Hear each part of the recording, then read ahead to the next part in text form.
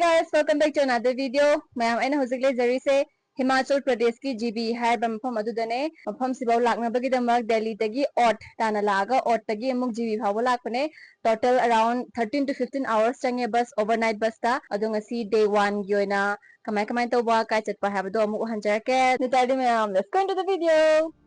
There's a beauty in the way you're worn and the sharpness of your thorns, so vibrant in the imperfections. In the pain there's something real, all that anger so concealed. Bye bye. Hojik ay waterfall Jibhi waterfall chatna bagidamagta hotel degi thoglai khara sangna chatle moi hotel je khongna khara sangna chattaba yade sijione nungna kuppa simakhada yum mayam leire aina hojik leiriba hotel jidagi Jibhi waterfall je 1.1 kilometer mukla penli thoebe ko google da asengbadadi adu hena khara lapam dong male duga gari lobagi gari waibagi availability zu khara watleba aduna khongna chatlaga khongna oina kadoini waba hore smaina mathak karaga ese wali mathak yogduwa main road yogdribani ko hojiksa hotel dagi tholaga main road yogdribani main road dagi chattoine waterfall duna mo ta hojik main road yogre main road tagi another 1.1 kilometer. Finally, yore mayam way to waterfall. Kharga muka kisi sa pocha yon bam macham le stall. Hi. Hazik mi kum thana rakli pocha yam yole khutna lolaga saban ayam bani mois. Sidagi ticket ka kada mayam adult ki 20 angang gi tara. Hazik Jibhi waterfall yore mayam sila ito. Manung changas la. Wow, yam ingi haba no should say wow, nice. Wow.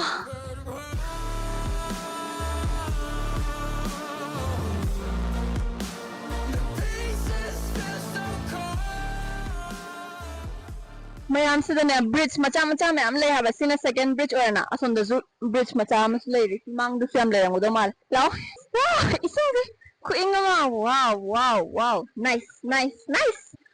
Oh, bagal ko.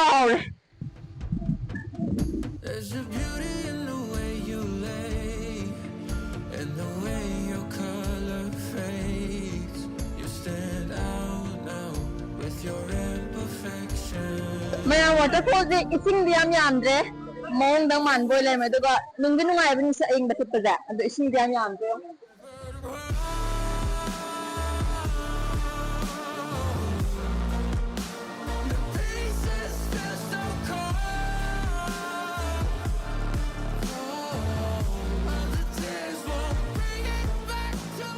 Mayam hojik ising yaudraba waterfall dagi kumjarakle duga hojik atopa mafam amada amung chatkadori adu yorkanda mu utsarake mayam aina hojik laksariba mafam sina Jibhi waterfall dagi around 1 kilometer mu chatlaga leiba mafam amadane mamingna mini Thailand kawe mini Thailand kawrizgi maram je Thailand actual Thailand gi rock formation ga sigi rock formation jiga happen manai haibagi or male adu je utsarake hojik mafam je usalakadore.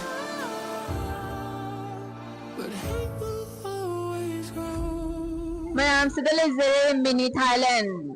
Sini am zo.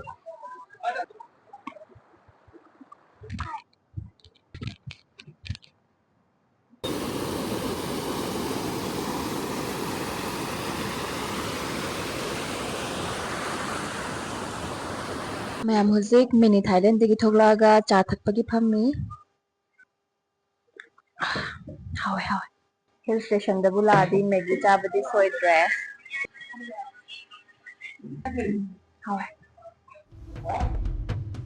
There's a beauty in the way you lay and the way your color. Hojik cha tha amatung da walk thoglai evening gi walk sa kutu phasabam le. Nung sit ayong bayam sit layam nungai. Kutu. La. Wow. You stand out now with your imperfections. ꯃꯌꯥꯝ ꯉꯁꯤ ꯗꯦ 1ꯒꯤ ꯀꯣꯏꯕ ꯂꯣꯏꯔꯒ ꯍꯜꯂꯛꯑꯦ ꯍꯣꯇꯦꯜꯒꯤ ꯔꯨꯝꯗ ꯂꯩꯔꯦ ꯑꯗꯣ ꯍꯌꯦꯡ ꯗꯦ 2ꯁꯤꯅ ꯃꯐꯝ ꯑꯃꯗ ꯆꯠꯀꯅꯤ ꯖꯂꯣꯔꯤ ꯄꯥꯁ ꯃꯐꯝꯗꯨꯒꯤ ꯃꯃꯤꯡꯅ ꯖꯂꯣꯔꯤ ꯄꯥꯁ ꯍꯧꯖꯤꯛꯀꯤ ꯖꯂꯣꯔꯤ ꯄꯥꯁꯇꯨ ꯌꯧꯔ ꯃꯇꯨꯡꯗ ꯃꯐꯝ ꯑꯍꯨꯝꯗ ꯆꯠꯄ ꯌꯥꯏ ꯑꯃꯅ ꯔꯘꯨꯄꯨꯔ ꯐꯣꯔꯠ ꯑꯃꯅ 360 ꯗꯤꯒ꯭ꯔꯤ ꯚ꯭ꯌꯨ ꯑꯃꯅ ꯁꯥꯂꯣꯁꯔ ꯂꯦꯛ ꯑꯗꯣ ꯑꯍꯨꯝꯗꯣ ꯆꯠꯀꯗꯧꯕꯅꯦ ꯑꯗꯣ ꯃꯇꯝ ꯌꯥꯔꯒꯗꯤ ꯑꯍꯨꯝꯃꯛ ꯆꯠꯀꯅꯤ ꯃꯇꯝ ꯌꯥꯗ꯭ꯔꯒꯗꯤ ꯑꯃꯔ ꯑꯅꯤꯔꯛ ꯈꯛ ꯆꯠꯂꯅꯤ ꯑꯗꯨꯒ ꯋꯥꯡꯁꯨ ꯌꯥꯝ ꯋꯥꯡꯉꯦꯕ ꯍꯧꯖꯤꯛꯀꯤ ꯔꯘꯨꯄꯨꯔ ꯐꯣꯔꯠ ꯍꯥꯏꯗꯣ 13,000 ꯐꯤꯠ ꯋꯥꯡꯉꯦꯕ ꯑꯗꯣ ꯇ꯭ꯔꯦꯛꯀꯤꯡ ꯇꯧꯒꯗꯧꯕꯅꯤꯅ ꯉꯝꯒꯗ꯭ꯔꯥ ꯉꯝꯃꯣꯏꯗ꯭ꯔꯥ ꯈꯪꯗꯦ ꯑꯗꯣ ꯍꯌꯦꯡ ꯀꯔꯝꯕ ꯆꯠꯄꯅꯣ ꯍꯥꯏꯕꯗꯣ ꯃꯌꯥꯝꯗ ꯑꯃꯨꯛ ꯎꯍꯟꯖꯔꯛꯀꯦ ꯑꯗꯨꯒ ꯍꯧꯖꯤꯛ ꯑꯩꯒꯤ ꯔꯨꯝꯁꯤꯒꯤ ꯃꯄꯥꯟꯒꯤ ꯚ꯭ꯌꯨꯗꯣ ꯅꯨꯡꯗꯥꯡꯒꯤ ꯚ꯭ꯌꯨꯗꯣ ꯀꯃꯥꯏꯅ ꯇꯧꯒꯦ ꯍꯥꯏꯕꯗꯣ ꯎꯍꯟꯖꯔꯛꯀꯦ ꯍꯧꯖꯤꯛ But hey,